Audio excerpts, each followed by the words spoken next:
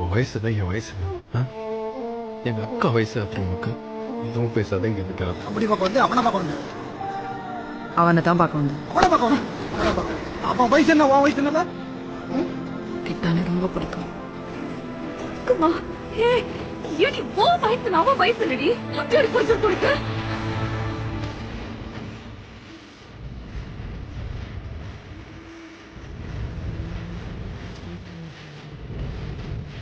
அவனுக்கு பொண்ணு கொடுக்க முடியாதியா போய் சொல்லுங்க போங்க.